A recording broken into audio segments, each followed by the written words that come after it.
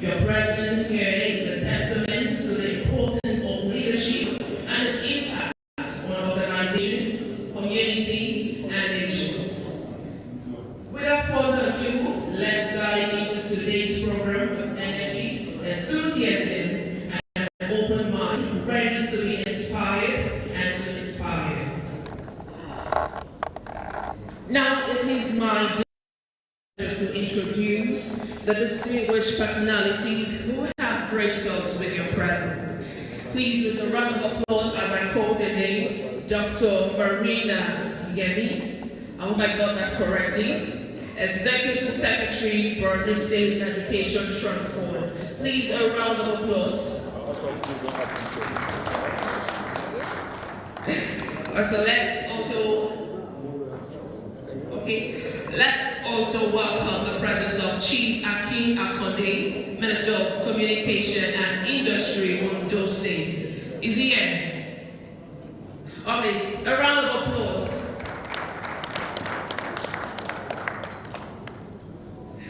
Now let's welcome the country's Director of the Chartered Institute of Management and Leadership, Dr. Samuel Ojo, who is going to be giving his welcome remarks. Is he here? It's still on his way. I hope he gets here very soon.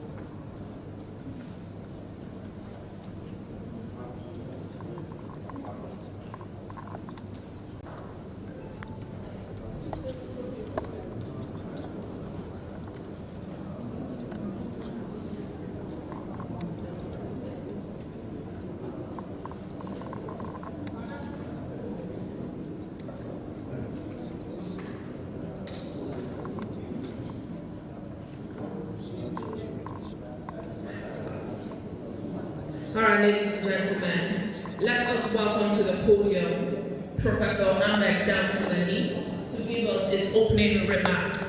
Is the Pro-Chancellor and Chairman Organizing Committee. Please, with a round of applause, let's welcome Professor Ahmed Damfulani as he leads his opening remark. Please don't stop till he gets here. Please don't stop.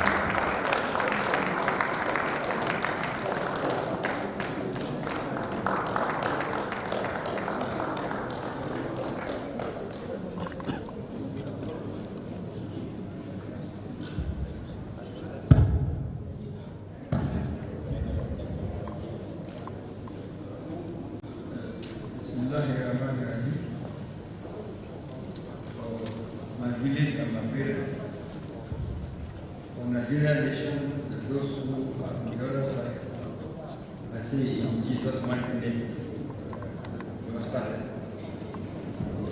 Permit me to welcome our distinguished gentlemen. This is a special day for us, and the program that we are starting represents an important part of leadership and management. We have special guests, some representing governments, some representing agencies.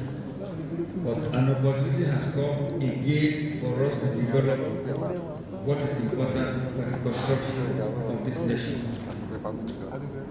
I will not define leadership because as an academic, it has been defined in several documents. I will also not define management because I could have invited to come and do that. Mine is to declare it open, and by the grace of God, it is open. Let me thank you. Let me thank you. I saw my family, the Civil Defense Corps. I saw Commander General from NESO, and we identified them as we go along. Dr. Ali used to stand up to be identified. It's a big member of the family. And the lady leading the Civil Defense Corps, I told them they are professionals. We are grateful and we are happy. We just sang national anthem. I do not know those of you who were there in 1960. I was there. And we went up to the podium singing national anthem. But what I remember then was Nigeria so we saw be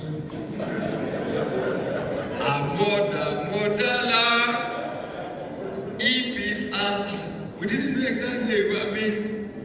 12-year-old boys with our flag. It was beautiful. So welcome to those of you who found us with Nigeria as an independent nation. And since then, the power of our nation is growing. It will continue to grow. We are quite grateful. This is an occasion we invite some of you, especially again, for our awards. The awardees, we are proud of you. We believe that by the special grace of God, those who will buy our journal, will show it to them, get along with them. I have a brilliant boy, I call him a boy because he's my country director. As Ujo come, and he's coming. I have a brilliant gentleman we are working together. Dr. Ujo is also the representative, and we are also related to Kentucky in the United States of America. Once again, Barka Lesua, Ekabo, Unadalu, we are most grateful. Thank you so much. Thank you so much, Professor Ahmed Danfinali. Please, once again, give him a round of applause.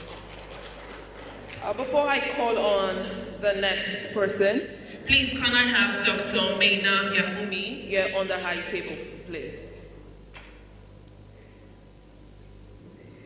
Thank you so much. Please, a round of applause as it makes its way to the high table. Can I have the ushers here escorting him?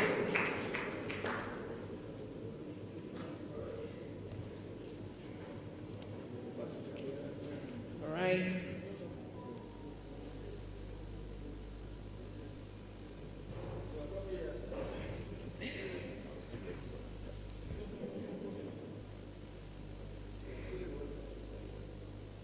You're very welcome. Please, can we have Professor Wahab Egbewale, SAN, FCML, to give his opening remarks? Is he here? All right. Can we also have Dr. Yakubu Mohammed Baba to give his opening remarks? Okay. Well, without further ado, it is time for the goodwill message. Can we have Professor Awabiu, the chairperson, Borno State Educational Trust and member, to give the goodwill message? All right.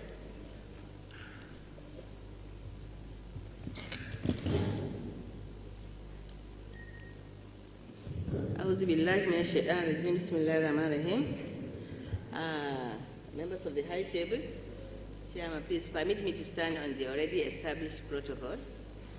I'm here to just give a goodwill message, and my goodwill message is titled, Shaping Tomorrow's Leaders Today, the Role of Education in Fostering Leadership Skills. In a rapidly evolving world, the demand for effective and visionary leaders is more significant than ever. Today's youths will be the leaders of tomorrow, guiding us through the challenges and opportunities of the 21st century is going to be what I'm going to focus my attention on. As we strive to create a better future, it becomes increasingly essential to focus on shaping tomorrow's leaders today. Education, particularly in schools and colleges, plays a pivotal role in nurturing the leadership qualities and skills needed to tackle complex global issues. As such, it is important to explore the critical role of education in shaping the leaders of the future, and these are our children and grandchildren. Let's understand what leadership is all about. Before delving into the importance of education in shaping leaders, it is crucial to comprehend what leadership entails. Leadership is not confined to positions of authority or management roles. It is a set of qualities and skills that enables individuals to influence and inspire others towards a common goal. Effective leadership involves empathy, communication, problem solving, adaptability, and a clear vision for the future. Leadership can take various forms, from political and business leadership to school and community leadership. You know, we have leaders in the government, we have leaders in schools, where we have vice chancellors and what have you. We have leadership amongst students, where we have student union leaders. So leadership can take various forms, as I said. So in looking at that, I would like to look at the role of education in creating good leaders in Nigeria. Education serves as the bedrock for the development of leadership skills. It provides a structured environment where students can learn and practice essential leadership and skills that will serve them well as future leaders. I know that these days people are complaining that we don't have youths among leaders. It's true. We have to create a time where we'll have leadership of this country being handled by the youths. So it's very important for us to try and bring up good leaders among our youths. Here are some of the key ways in which education plays a pivotal role in shaping tomorrow's leaders. Personal development and self-awareness. Education encourages self-awareness and personal development. It helps students understand their strengths, weaknesses, values, and passions. Self-awareness is the foundation of effective leadership. As leaders, they must have a deep understanding of themselves before guiding others. I hope we have youths here because they've been craving for them to be leaders. Critical thinking and problem solving is another key way we look at. School provides opportunity for students to engage in critical thinking and problem solving. These skills are indispensable for leaders who must make informed decisions, analyze complex issues, and creative solutions to challenges. Another way is communication and cooperation. Effective leaders must be able to communicate their ideas and collaborate with diverse teams.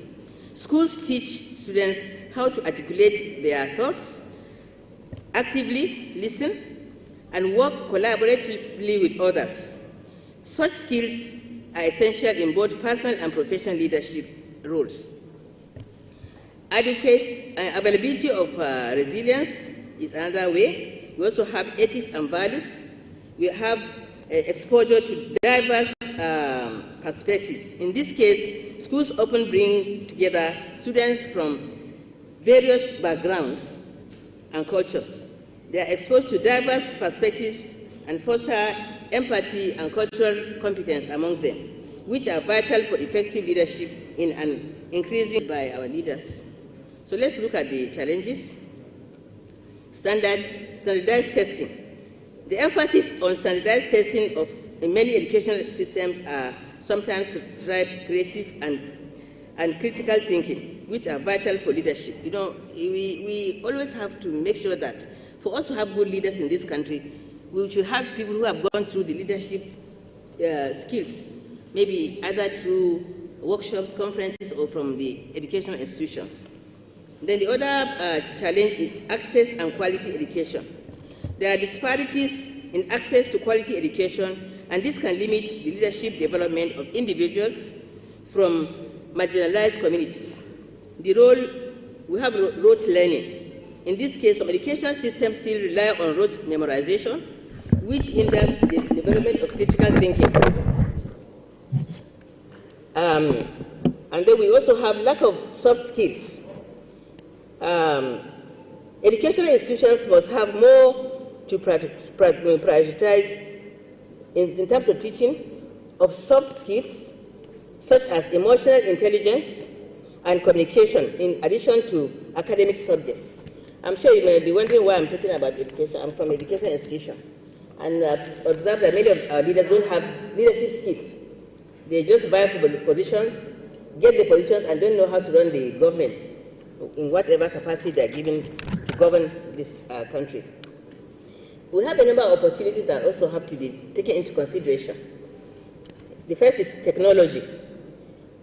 Educational technology can enhance the training experience, providing opportunities for personal learning and skill development. This is very important because we are in a technological age. So we should not be going backwards because most of our leaders are old hands. They don't use the current technology. So we should be very concerned about people going by the developments happening in other countries. Global collaboration. The digital age enables students to collaborate with peers and mentors from around the world, broadening their perspectives and cultural competencies. We also have project-based learning. In this case, this approach encourages students to work on real-world projects, fostering critical thinking and problem-solving and teamwork. You know, when you have that skill, you become a leader, you'll have it going smoothly. Then in conclusion, shaping tomorrow's leaders today is an endeavor of paramount importance. Education serves as the fundamental pillar upon which leadership skills are built by fostering self-awareness, critical thinking, communication, adaptability, and ethical values. Educational institutions play a vital role in preparing students for leadership roles in various domains. So in this case, while concluding, even leaders of all levels, whether it is political, leadership, or what have you, they should be, they should go through trainings that will let them know that this is what they are supposed to do as leaders. And I think if we do that, we will not have the problems we are facing in this country. Thank you very much.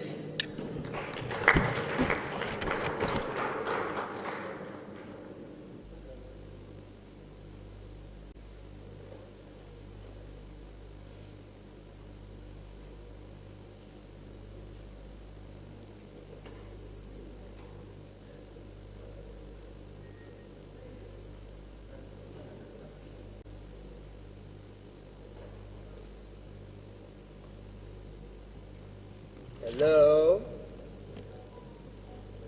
Hello?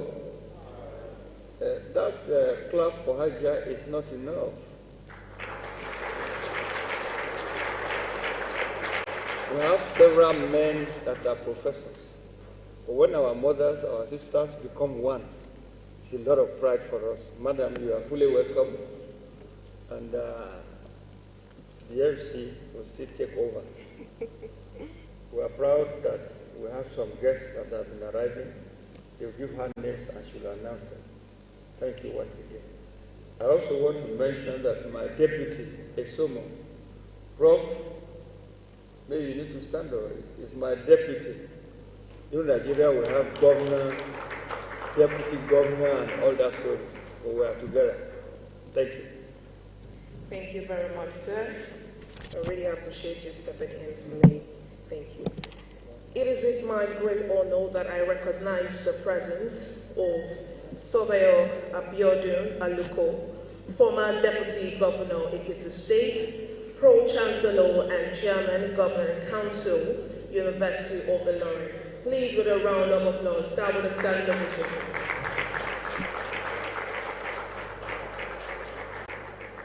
Ladies and gentlemen, we can do better than that with a round of applause, please. All right, the next person is Dr. Akindele Ebualo, former National Coordinator, CEO, National Social Investment Program Agency, is already standing, National Program Manager, Empower Renewed Hope Job Creation. You're very much welcome, sir. It's good to have you. Also, let us recognize the presence of Prince Mohammed Momo, representing DG of NYSC, Brigadier General YD Ahmed. You're very much welcome, sir. It's good to have you in our presence. Thank you so much for coming. All right, let's call on the next speaker who's going to be giving us his goodwill message. Please, with a round of applause once again, let's welcome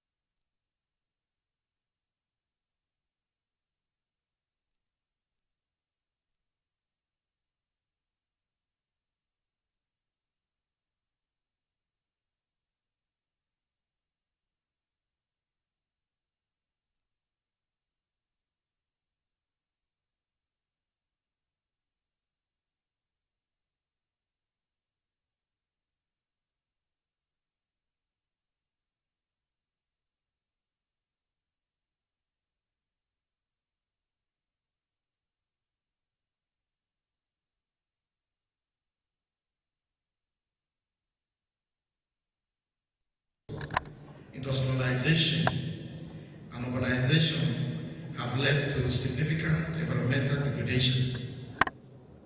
To address these issues, strong leadership, strategic management, and effective policy solutions are required.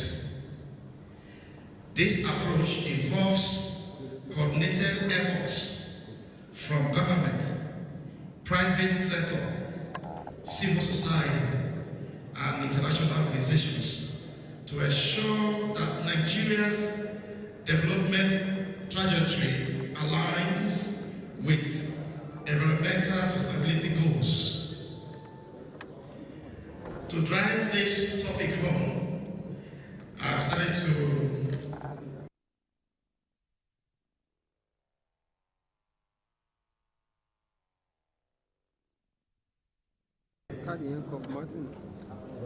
the first year will be visionary leadership.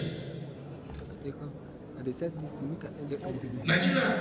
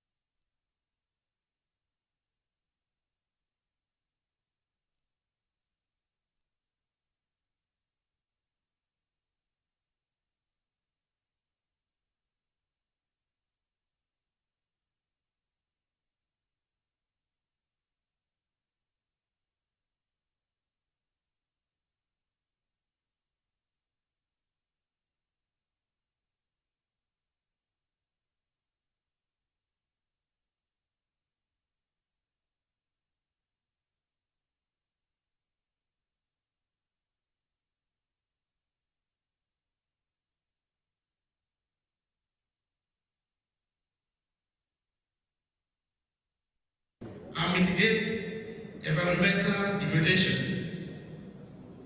2. Collaborative leadership. Addressing environmental challenges requires collaboration between various stakeholders, including government agencies, private sector actors.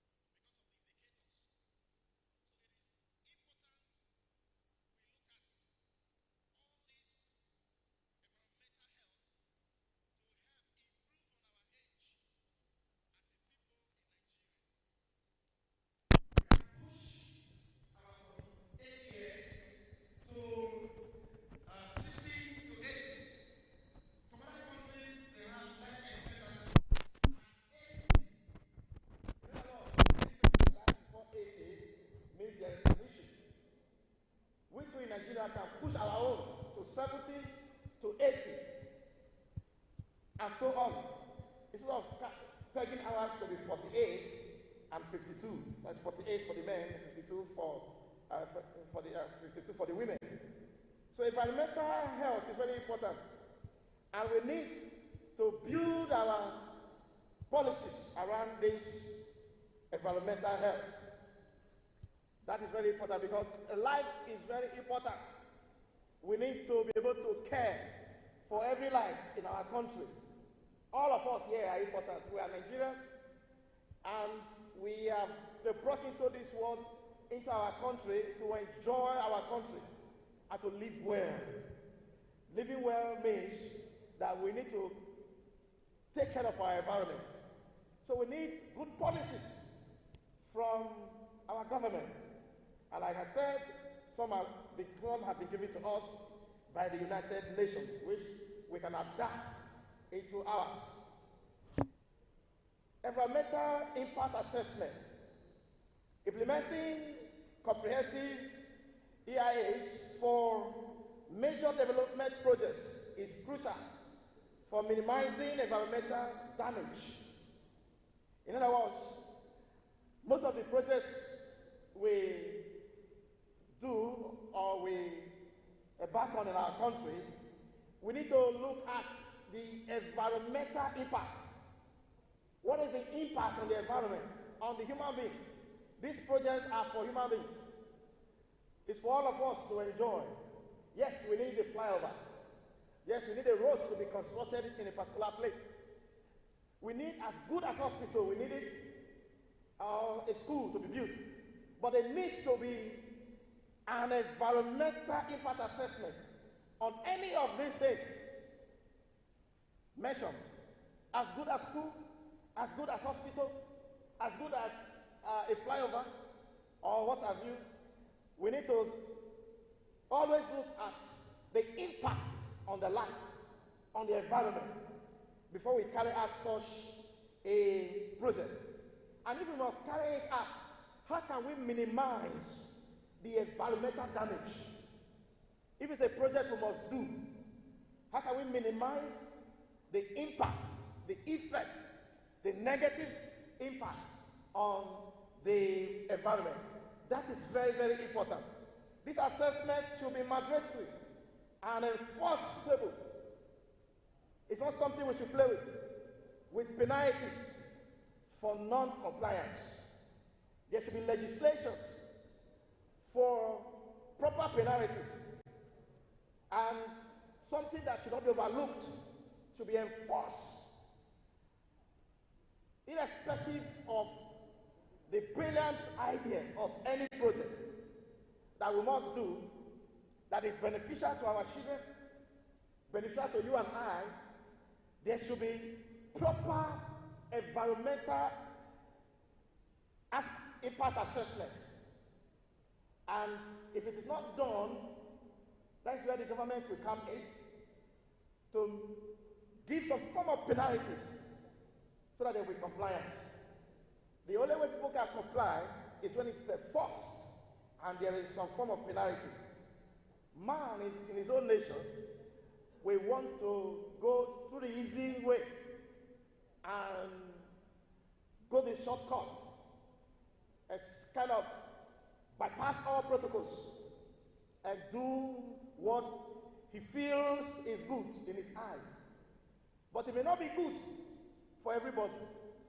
Yes, building a school is a fine thing. Our children will go to school. We need more schools. Even in our country, we need more schools.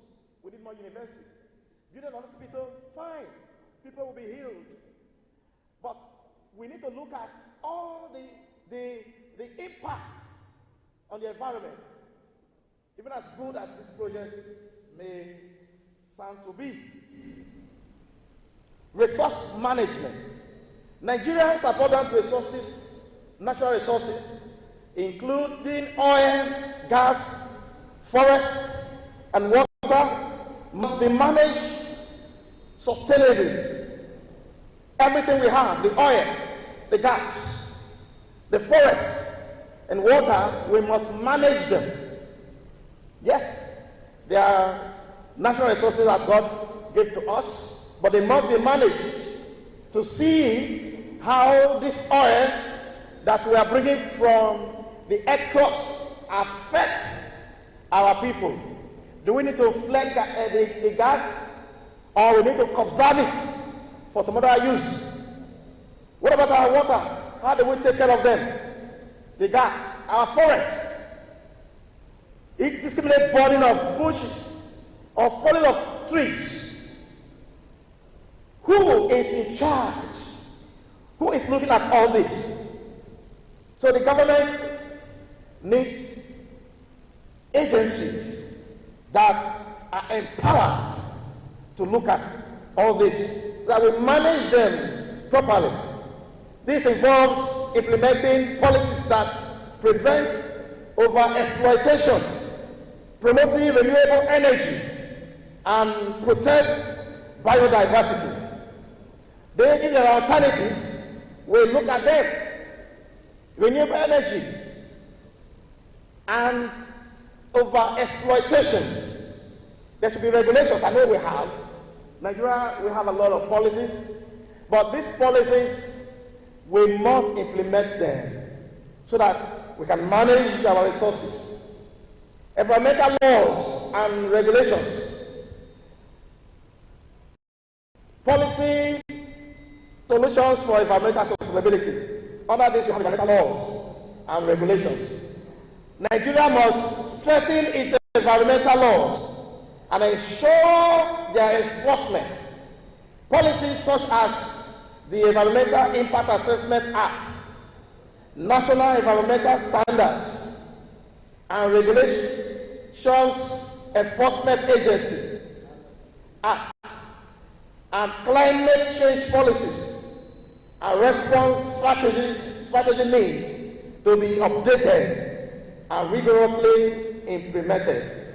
So we'll look at all these our acts of Environmental Impact Assessment Act, National Environmental Standards, Regulations Enforcement Agency Act, change policies, and of course, we need to look at them, response strategies and all the rest. And when we need to make some adjustments, we are made to meet the present needs. Maybe when the acts were enacted, it solved that problem at that time. But in a dynamic world, a changing world, things are revitalizing, and we need to change our policies to meet up with modern policies and acts. Climate change mitigation policies. Nigeria should develop and implement comprehensive climate change mitigation strategies, enable energy, and embrace climate resilience. The adoption of the Paris Agreement and the implementation of Nigeria's National Determined Contribution, NDCs, are key steps in this direction. So we already have the right direction, so we need to implement some of these policies that we have. Very important. Sustainable agricultural policies. Given the importance of agriculture in Nigeria's economy, policies that promote sustainable agricultural practices are essential. This includes encouraging organic farming, reducing the use of harmful pesticides, and promoting agroforestry. Some pesticides that we use today are not good for the human health, and they destroy the environment more than the good they do for us. In short, if you allow me, I will say let those pests even destroy the crops than to use those pesticides, because they do us more harm than the pests that are eating those things, because when they get to the open market, some of those chemicals have eaten into all this, and they will go to the human system. Challenges and opportunities. Nigeria faces several challenges in advancing environmental sustainability, including weak institutions' capacity, lack of political will, corruption, and inadequate funding. Additionally, there are often a conflict between economic development and environmental protection, with short-term economic interests taking precedence over long-term sustainability. Opportunities. Despite these challenges, there are significant opportunities for advancing environmental sustainability in Nigeria. The growing awareness of environmental issues, increased investment in renewable energy, and international support for climate action provide a foundation for positive change. In conclusion, achieving environmental sustainability in Nigeria requires a multifaceted approach that combines strong leadership, strategic management, and effective policy solutions.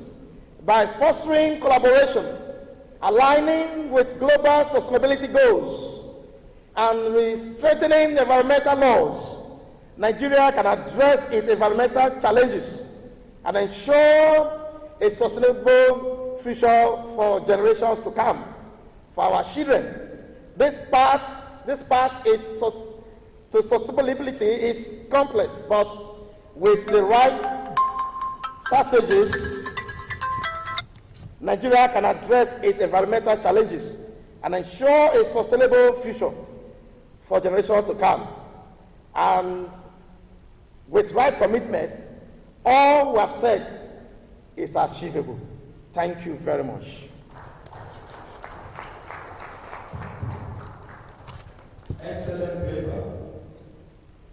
You expect nothing less than accredited professor emeritus. You are free of us. Please, those who want to ask questions can be writing down later so that individually and brilliantly to speak. Next is another guy.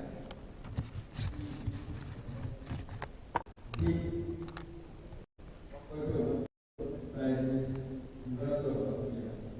He's also one of my brilliant boys, a mentor of brilliant boys. All right, so before you take on the podium, please allow me to,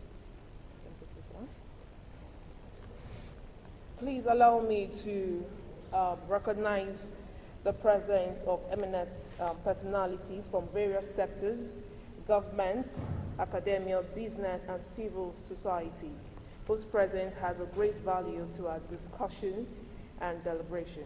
Please, with a round of applause, as they take a standing ovation, please let's welcome Engineer O.S. Ikom, Director General of Nigerian Miners Cadastral Office. With a round of applause, please.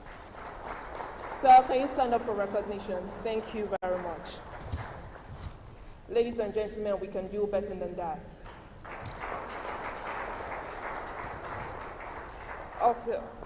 Also, let's recognize the ESFCDA being represented by architect Eze Sunday, Director of Special Duty FCDA. Please, where are you? Thank you very much. And also let's recognize Honorable Ms. Olusonya Adetutu Elizabeth, ex-chairman, Ijebu East Local Government, Ogun State. Madam, can you rise on your feet? Thank you very much. Now, over to you. Thank you so much. Yeah, thank you so much. Standing on the existing protocol. So Yadi Rafele, the Dean, Faculty of Management Sciences, University of Abuja, and one of the members of trustee of this noble institutes. And I want to appreciate each and every one of us for the goodwill messages that we have listened to. Prof has given us something on education, and then another Prof gave us something on environmental sustainability, you know, in the thematic area that he has been given. I want us to know that in the course of this meeting, this forum, several things will be discussed. At least after my presentation, another person is coming. Let me start by saying that I'll be expounding the nexus between leadership and strategic management in the corporate world. And I want to locate this discussion within that because I'm from management angle. So I believe other presenters will look at some other areas and cross-fertilize ideas. Let me start saying that when we are talking of leadership, I want us to know that it's an intriguing variable. And it's one of those things that we cannot stop discussing as far as Africa is concerned, and specifically Nigeria. I have interest in it. And of course, I'll be, you know, connecting that with strategic management and then within the corporate world. Why corporate world? We are talking of business world. We are talking of where activities of different businesses are done, especially within the organization. But let me challenge us by looking at certain things that have liberated me in the course of my sojourn, intellectual sojourn. Standing before you, I can boldly tell you that by the grace of God, I grew up. I didn't just grow up. Growing up in leadership is very, very intriguing. Honestly speaking, when you compare people that grew up with people that just went up, honestly speaking, the difference is clear. So there are things you have to learn as you are growing. And on this note, I want to appreciate our father, Professor Dan Fulani. I can boldly tell you that I'm one of his trainees, because in academy we still respect our senior. Please, a round of applause for Prof. And we equally have other senior professors here. Yeah. Let me introduce us with this. Martin Luther King Jr., a social crusader, a human rights activist, though late. The work he did several years ago is still living. The legacy is there. He fought for the emancipation of black in America. And when you look at what is happening now, you find out that both black and white are dwelling together. And that was the hallmark of the dream. He was shouting, I had a dream, I have a dream. And the dream is realized today. Please, a round of applause for that gentleman, even though he's dead, but he's living. Now, I came across some of his write-up, and I can boldly tell you with audacity that the write-up has liberated me so much. In one of these write-ups, he said, nothing is gained without sacrifice. Nothing is gained without sacrifice. I want us to know that most of the problems we have in this part of the world is our inability to make sacrifice. And I want us to know that as a leader, without sacrifice being made, we don't have any success to achieve. Now, that is where we have our problem in Africa and in Nigeria. Nobody wants to make sacrifice. And of course, he said, and I quote, if a man has not discovered what he will die for, posterity will judge all of us. So with this in mind, and I want us to know that leadership, we cannot achieve anything, the laudable, lofty, and result-oriented goals in our corporate world without precedence given to, or a kind of importance given to leadership and strategic management. So I want us to know that leadership challenges occur in all organizations and can be exacerbated by external factors such as budgets, deadlines, and personal challenges, as we can see in our environment. And of course, we believe that in managing the corporate world, overcoming leadership challenges is very, very essential to success as a leader.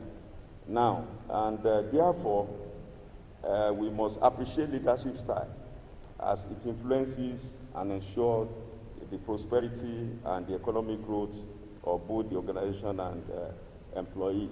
I want us to know that as a leader, your success is based on the influence you have on your subject. Now, I'm not talking of political leader now, I'm talking of corporate world, but the idea is the same. The reality of the difference that we have when we talk of rulership and leadership. I can boldly tell you that most of us that call ourselves leaders, we are rulers. Now, as rulers, we superimpose. You want to subjugate, you want to suppress, you want to superimpose.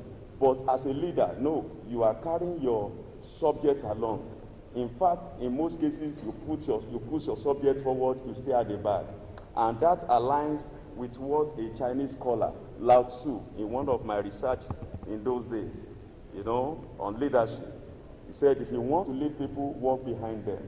For a good leader, people don't notice its existence. When the work of a good leader is done, people say, we did it ourselves. Now, rulers want to stay in front, but leaders want to stay at the back. So as you stay at the back, you teleguide what is happening, you give instruction like a commander, and of course you see, lofty, laudable, and result-oriented goals being achieved. And of course, at the end of the time, when people say, well, we don't see our leader, we did it ourselves, the leader will say, yes, I push you to do it. So it means that the glory will go to the leader. Because at the end of the time, somebody will say, oh, who is their leader? Meanwhile, it's as if the leader is non-existent. Meanwhile, he's sitting down at the back, teleguiding them and telling them what to do. So in this case, I want us to know that the environment in which business operates and the strategies adopted are critical to its survival and performance. Now, it's not just to say I'm a leader. What are the strategies? What strategies have you put in place? And of course, how do you manage the strategy? And that is where strategic management comes in. So a leader without strategy, I can boldly tell you that is operating in the world of illusion or mirage. So in this case, I'll be exploring the nexus, that's the relationship between leadership and strategic management, which involves how to define the vision that the organization has, the mission that we put in place, and the path that we want to pursue in order to achieve the objectives. Then theoretically, you see, in academic, I want us to know that whatever we are doing here this morning, we have boundary that touches academic, that's intellectualism. We have boundary that touches professionalism. So please, I want you to give yourself a round of applause. Because here, as we are seated here with generals, you see now we have captains of industry, we have intellectuals of high repute. So you can see the institute is loaded, it's well equipped, and that is the reason why we take our training seriously. So we don't just train, we make sure that we impart good knowledge in you. We enable you to skills so that you can prepare for future challenges. So as we are seated here this morning, we leadership and strategic management. Now, a system is a whole that by virtue of its interrelated parts, a scholar called Ikelegbe said it. So it means that as I'm standing before you, I'm a system. Now, I have subsystem, my two hands are subsystem, my two legs are subsystem, my eyes are subsystem. Now, I have internal subsystems, just like I have external subsystems. Now, if these subsystems are not working well, the whole system will collapse. So what that one means is that if you go to corporate world, we have internal environment, we have external environment, and we have subsystems that give life, to the whole system. So if we are looking at the holistic view of leadership in the corporate world, it means that everybody must make spirited effort towards creating survival for the whole system. And without that survival being made, definitely even the subsystem cannot survive. So that interdependence nature of the total system. So thematically, of course, in order to relate it, we now say, okay, this requires companies to look at and leadership and assess their total influence on innovation that will bring progress, to our corporate world. Then the system model provides the basis for understanding and determining whether the nexus between variables leadership and strategic management is effective. Now, I've talked much about leadership. In fact, if you look into the literature, scholars have not been able to give us the real meaning of leadership. And it's because as a leader, you must provide direction. As a leader, you must stay, to give command. And as a leader, you must make sure that you encourage your subject to work well. So in this, and failure, whether in business, war, protest movement, or political government, and of course, the concept of leadership is highly researched and well discussed in behavioral science. Now, as we are seated here this morning, I want us to know that there's something that is paramount in behavioral science. You see, behavior is not static. You know, it's dynamic. Now, that is the reason why you don't trust yourself. We normally tell people, if you say I trust myself, I will tell you don't trust yourself. Because you have a disposition now, in the next few seconds, you don't know what to come up. See, every simple person has tiger in him. You know, when the time comes, that tiger will speak. And when the tiger speaks, somebody will say, oh, but this person has been a good person, he has been a humble person, we suggest that. You can't trust yourself. So as a leader, you need to know how to internalize, and respond to environmental challenges. So in this, ability to influence a group of people towards the achievement of goals. If you cannot create that influence, that means one is a non-entity as a leader. So the influence must be created. You must make sure that you encourage, you motivate, you enthuse people to achieve, to accommodate the goals that you have seated here. I appreciate you so much because I'm seeing people that are knowledgeable. I'm seeing leaders here, I'm not seeing rulers. But for you to be leaders, please, all these tenets, all these principles must be inculcated. You must internalize them, you must absorb them, and you must make sure you practicalize them. So, on this note, as leadership, tenets, suggest you must be visionary as a leader. And of course, you are a cheerleading person. You are, you create enthusiasm, you create love, you create trust, you create passion, you create corporate world. Honestly speaking, whatever. We say that strategic leaders make people, get aware of the goal. Communicate and justify the reason for taking action, and related benefits that are attached. Now, in the course of my research, I found out that we have several leaders. Types of leaders, we can call it forms of leaders. Some people call them theories. There are several theories, polemics, ideas when it comes to leadership. But I will just, dwell on two of them or three. Now, we have transformational leader. Now, at the heart of every transformational leader is your emphasis on how to create, innovative climate. That's climate of change.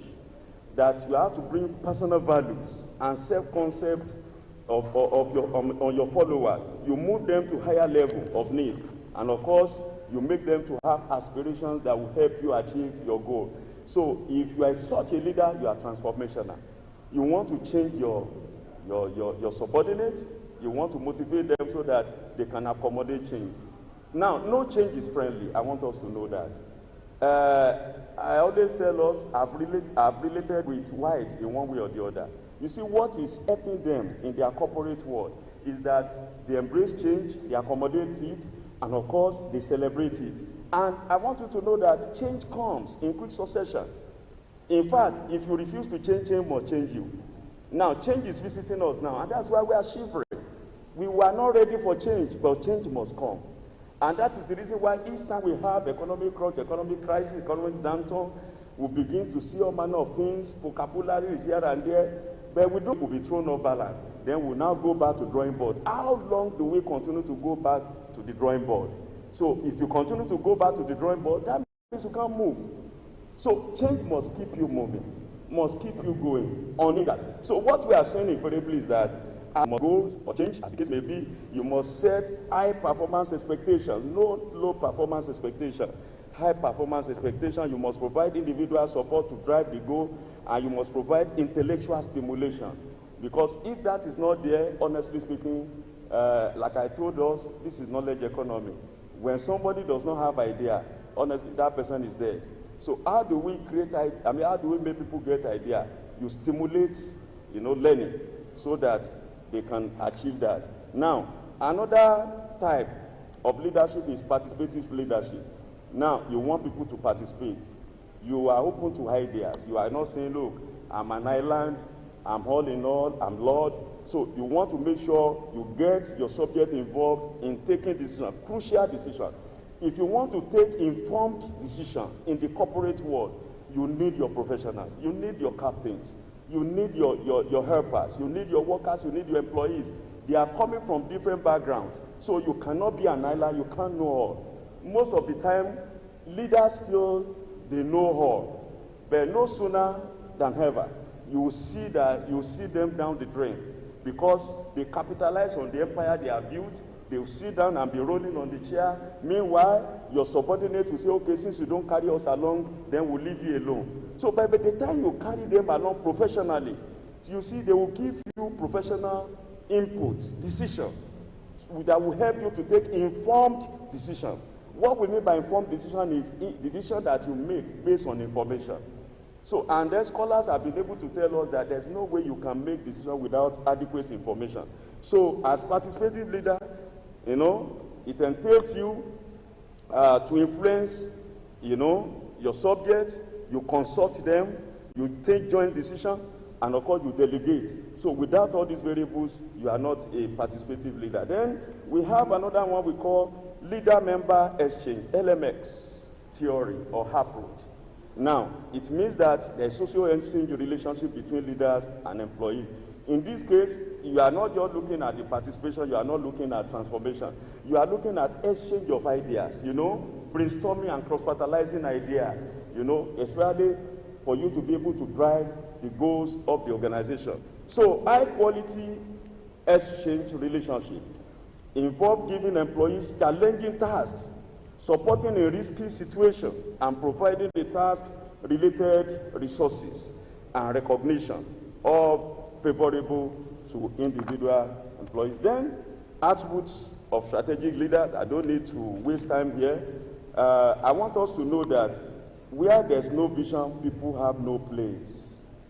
As a leader, you must be visionary. You must be visionary, you must have vision, and you must have a roadmap, you must have ambition to achieve your goal. So vision without action is like seeing dreams in the sun. Now, some people will say, okay, we have mission, but have you been able to action the vision? So vision without action is a mirage. Unseen action are anxious. Look at it now.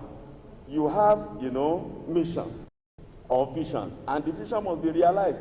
Now, if people don't see the vision, you see, I want you to know that the vision will be hanged, and the vision is anxious to be actioned.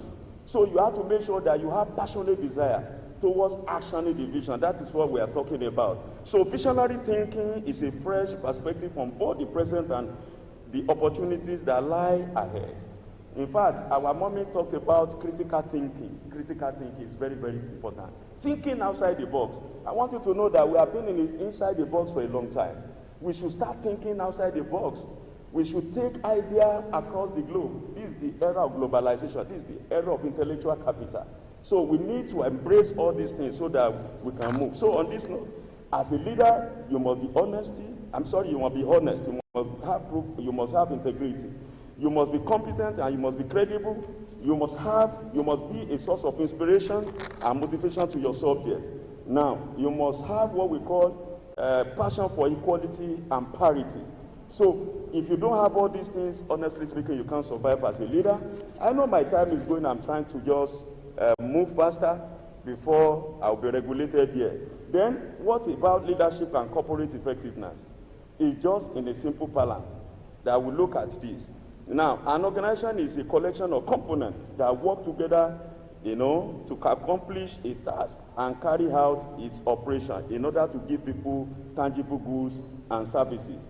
And then I want you to know that people who work alone can only do simple tasks. So that means you need collaborative effort, just like Professor Yusom has said. You must work together even in order to sustain our environment. You know, high productivity comes from well-organized human effort, which is not achievable in a disorganized group of people. Look at us in this institute. We work together. We are one. Even though we have different areas, but anytime we come together like this, you can see all the way all of us are jumping, moving here and there. Look at our Pro-Chancellor, very active, very resilient. You know, so we appreciate him so much. And look at our country director, is always up and look at our deputy Pro-Vice Chancellor. Everybody is working assiduously, relentlessly. This era of AI, even if we don't meet physically, we meet virtually. So that's what it means. So we must make sure that we work towards achieving the same objectives. Now, and of course, every organization needs key players working together to accomplish shared objectives. And the profit targets are the same time. Now, we have indicators that we can use to measure organizational effectiveness in the corporate world, using leadership and the strategic management as a point of view. Now, we have communication effectiveness. For organizational effectiveness to be strengthened, communication is very important. Under communication, we disseminate ideas. You see, we share ideas, we share thoughts. Now, if somebody is not informed, is deformed. Now, if you don't give me information, I won't know what to do. So information is very important. Customer relationship, you have your customers, you have your stakeholders, relate effectively with them. These are the things that will help us achieve our goals as effective leaders. Employee satisfaction, you create satisfaction in the employee. It's not only money. I have a scholar called Frederick Esberg, two-factor theory. In fact, if you read this, for some of us that have read it, he did not even see money as a motivator.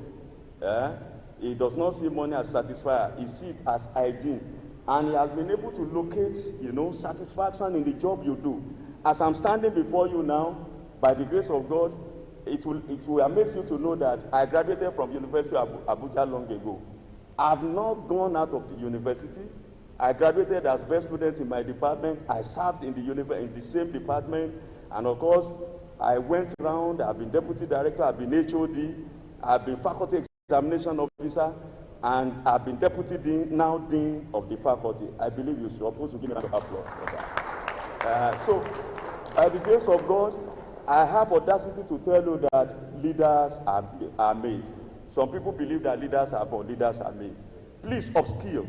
So as I'm rounding up, please, I want you to know that you can create sense of satisfaction in your employee as much as they are ready to take it. Even brand image, is very important. Avoid distraction, create trust, customers, avoid customer frustration, have supplier relationship, project management, skill, employee competence. All these things are very, very important. Now, as I go gradually to the end, now, if you now look at strategic management and strategic leadership, so the next tools, we can now boldly tell you that the origin of strategic management may be found in the work of Philip Cessny. I've read about his work severally, and I've carried out research. I have over 70 journal publications by the grace of God, and I've come across this man. He has contributed immensely in the area of organizational strategy, and he was able to tell us that introducing of the idea in organization in order to execute policies in social structure of an organization is very necessary, especially when we want to combine organization external expectations and the internal state. So that means external expectation and internal state of the organization are very important. So now, what do? You have to create strategy in order to create synergy. So if there is no strategy, you'll be thrown off balance. And in this case, strategy is the balancing act and decision between an organization, internal resources and external environment. Now, as we are here as institute, as a noble institute, we are internal environment, you are external. Now, we are creating synergy. We want to cohabit, we want to coexist. We want to cross-fertilize ideas. We want to hear from you, you want to hear from us. So that is what strategy is all about. And for us to be well-equipped, definitely we have to give room for your idea. So a manager must set certain key skills that I want to mention here in order to enable you to bring your strategies to the front burner. Brains. There's no leader that is a dart. In fact, if you know that you don't have brain, don't just be a leader, because you'll be ridiculed. You'll be a mockery. So you have to make sure that you're upskilled. You have to go ahead of your subject. So it's very, very important. Be able to evaluate yourself. Now, at the end of this presentation, I will sit back, I will ask my professor. I'm a trainee under him. It's our father. Look at all the professors. I will ask him, did I do well? That is self-assessment. I can't just come here and bask on the euphoria of being a professor. So we come down. It's in academic that you see a professor that will present paper and his own student will criticize him. I will take it in good faith. Please, clap for intellectuals. Appreciate intellectuals. No. We are not arrogant. though in one way or the other, we are proud of what we do, but we are not arrogant because we respect ideas. So you must be open to ideas, and then you should be able to embrace supervision and control skills. Now, if you don't supervise well, if you don't control well, definitely the system will break down. Then communication skills. Please, as a leader, you must be able to communicate well. We have some leaders that are too autocratic. Get out, move out, we don't want to see you.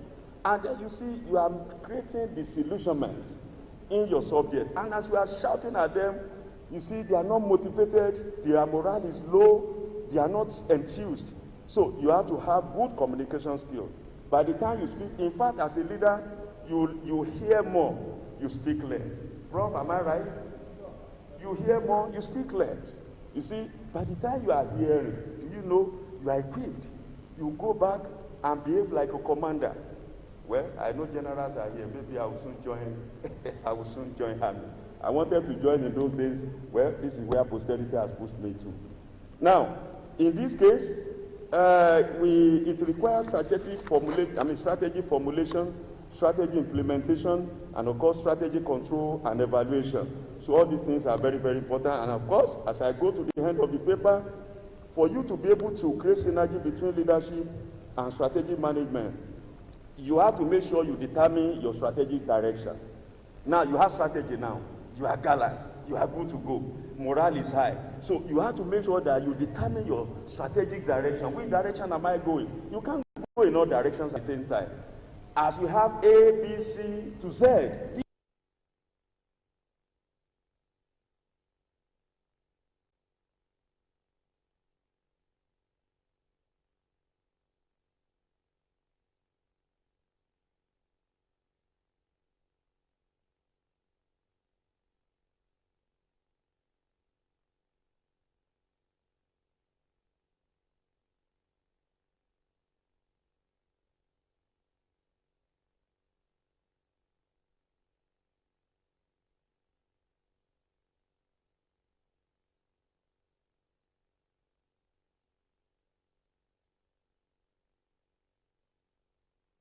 emphasizing ethical practices and organizational control.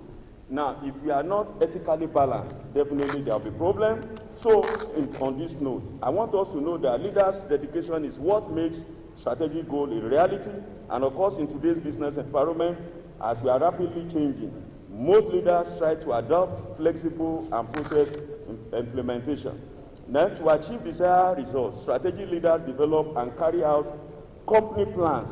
It is possible to argue that strategic leaders are essential to an organization's overall goals and objectives. And then leaders pinpoint the main issues and as quickly as possible. And, of course, serve as guides. And, of course, they are strategists, and they want to make sure that they bring this strategy into fruition. Now, we will not do without looking at the role of leadership in strategic management. Leaders are able to contribute significantly in the way on how a firm should function, and of course how it can achieve its activities. Leadership which has effective strategies can work as the fundamental basis for fruitfully employing the strategic management process. Leaders who follow strategies are able to expedite the growth of sustainable strategic environment. Leaders who work in different institutions are fully conscious about the requirement to chalk out the plan strategically for the future of the organization and take part in the effective enactment regarding these well-planned schemes. Now, I want us to know that as we are dealing with leadership challenges in Nigeria, we must be able to see ourselves as strategic leaders, not just leaders with strategy, both at the political level and at organizational level, even at family level, that we have father, we have mother, we have children. As a father, you should be able to see yourself as a strategic leader, otherwise you will fail. And then your wife will laugh at you, your children will laugh at you, other family members will laugh at you. So it is the responsibility of leadership to motivate and inspire the people in the organization to work jointly so that organizational vision can be translated into reality, and of course achieving and attaining strategic business objectives, directing the organization's for the sake of viable development and bring competitive ideas globally in different sectors. So all these things are all marks of a strategic leader. So lastly, because I'm conscious of our time, so we can now say that the vision of the leader itself provides baseline, strategy formation, and the pledge of the leadership, and of course, when it comes to enactment of strategy. So, formulated strategies can't be implemented without the involvement of everyone, not just a leader. That's leader and the subject. So, everyone should understand the need of change, which I've told us before that change must come, and should contribute their effort to efficiently implement the strategies. And we are going to look at, lastly, leadership strategic management in dynamic corporate environment. Professor Wisdom has been able to look at general environment, so as I'm signal to stars, the world are going through an exciting and demanding moment in their career. And of course, for us to be able to model through this dynamic situation, we should be able to adapt strategy to stay relevant. So for us to be relevant, it's not easy. In fact, I needed water, but I won't take water now until I conclude. So in conclusion, it's okay, thank you so much. Organizations are beginning to see leadership development as a strategic lever. Corporate executives must build these essential skills if they are to succeed in the areas that we have mentioned above. We must embrace strategy, we must adapt and improve business model, we must avoid disruptive innovation, we must be proactive in our change leadership essentials in a balanced manner, and leading staff members through open two-way communication, that's sender to receiver, if they want to succeed in the fast-paced business world today. Leaders who seize the change to adjust, create and acquire knowledge that will transform the organization in this dynamic world. Thank you so much for listening.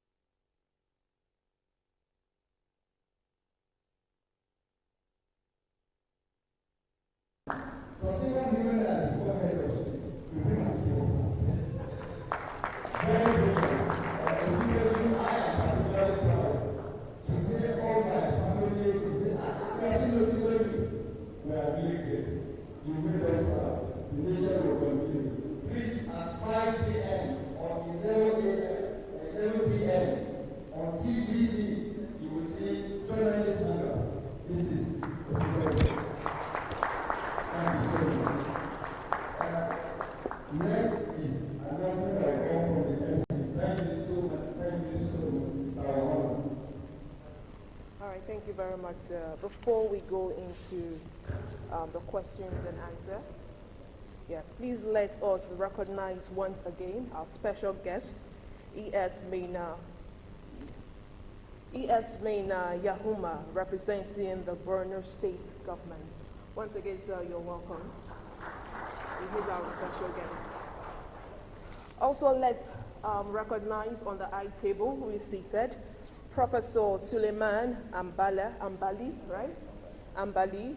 Deputy Vice Chancellor, Management Service, University of Ilorin, representing Professor Wahab Egbola, Vice Chancellor of University of Ilorin as well. He will also be giving us a goodwill message. Please, a round of applause, please.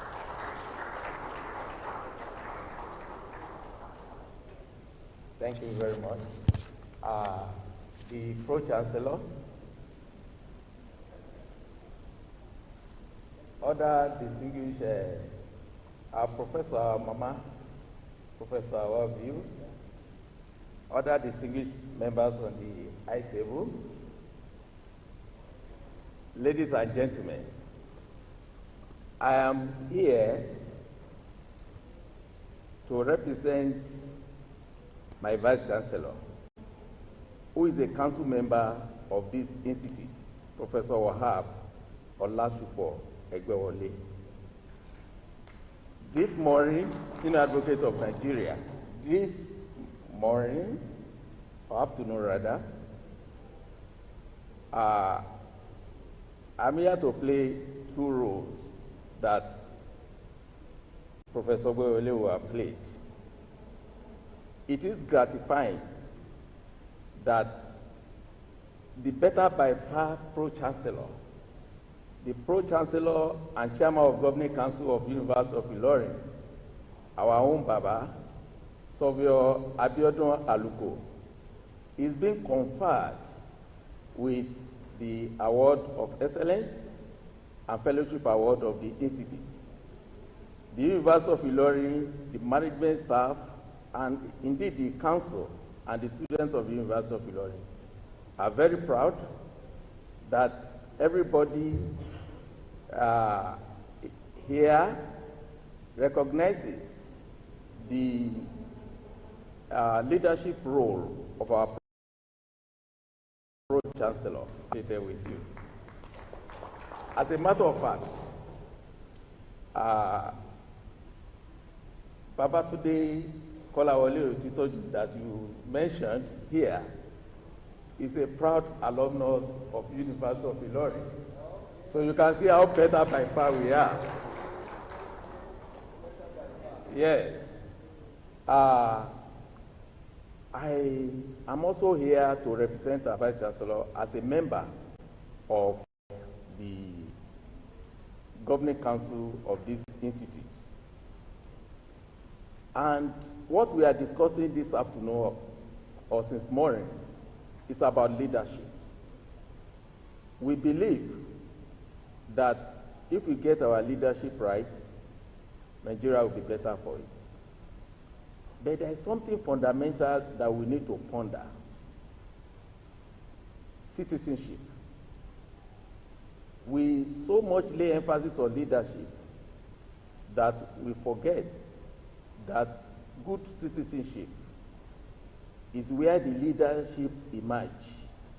And so if we all play our roles as good citizens, we don't have option, because the evolution of leadership will start from being a good citizen. So as we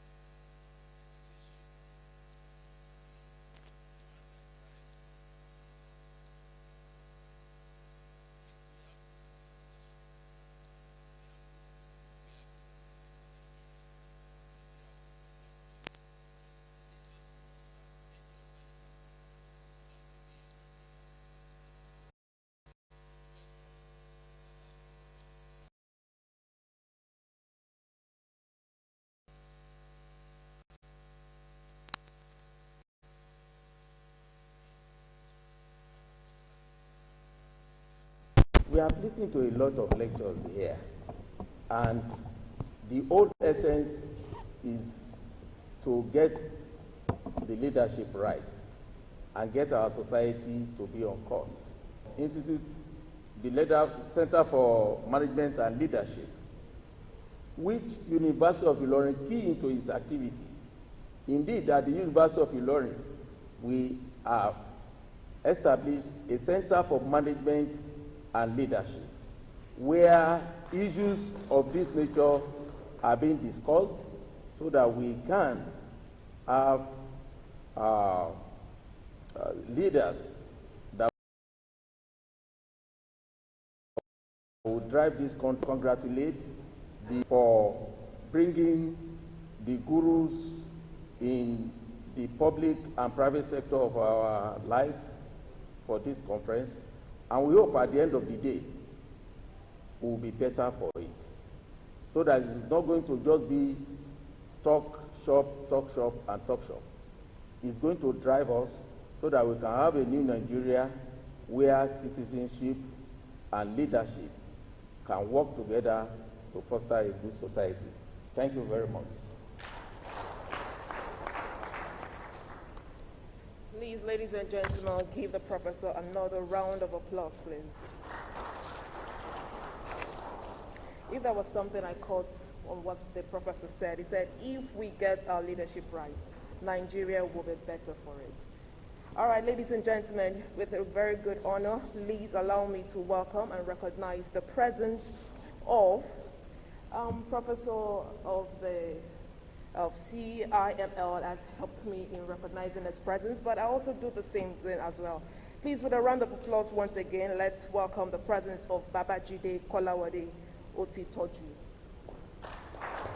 He is the Director of Current Affairs, TVC News. You're very much welcome, sir. Next is the Nigerian Mining Cadastral Office. The staffs are also here. Please, with a round of applause, let's recognize their presence. As a stand on their feet, as we recognize their presence as well. Can you please rise on your feet, please? Management. All right, ladies and gentlemen, a round of applause too as well. Also, let us recognize Alhaji Babangana Mustafa is a registrar CEO of Health Records Board. So the standing ovation, please. Also, let's recognize Sir Mike M. Okiro. He is being represented by Uche Peters. Please rise on your feet as we recognize your presence. Thank you very much. You are most welcome to this remarkable occasion. Now I'll hand over to Professor for the questions and answers. Gentlemen and ladies, mothers and sisters and brothers, we felt that lecture, we're going to have a great, long to provide for questions and answers. We appreciate having 1, 2, 3, 4 leadership, management, and environment. It's like an academic, so diplomatic environment. And like questions, just if you have them, take them in succession. Write their names and then respond to it. You are free to raise your hand. And then our fellows will come around, take the name, and then we'll announce 1, 2, 3, 4. The floor is open for questions. Any questions at all? Leadership, management, let me say immediately that the first leadership is one brilliant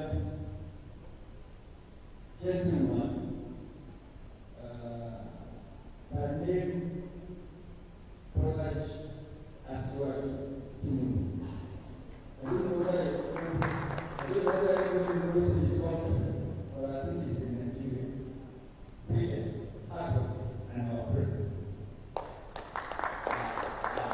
I have the honor to associate with him because I was the former Director General of the National Institute for Policy and Strategic Studies.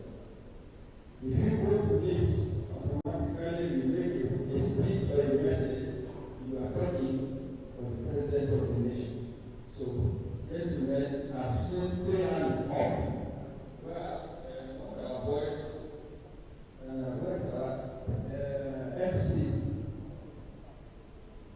Okay, I will put it like this. The first one I saw, I will put 1.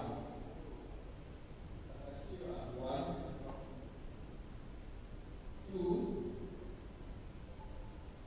I can see 2 on the right table. 3. I can see 1 in the center. I need the 4th one. I want the woman to ask the question. Because, like it or not, our women are leaders. Especially now in America, our daughter, the grandparent, is coming to the president of the United States, would be on the special visit. Gentlemen, I'll start with number 1. Sir, can you stand up for your question? Is not listening to me now? Yeah. Microphone will come to you. That's our lady. Kindly go right there. Introduce yourself and your question or your comment. Thank you.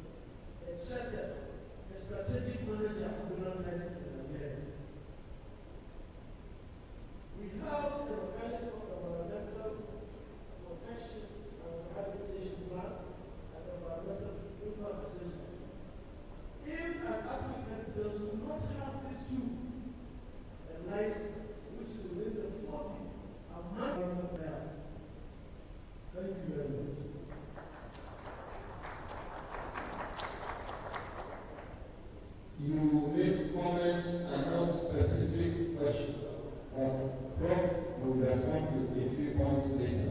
The second gentleman is on my left. Yeah. Micro and your left.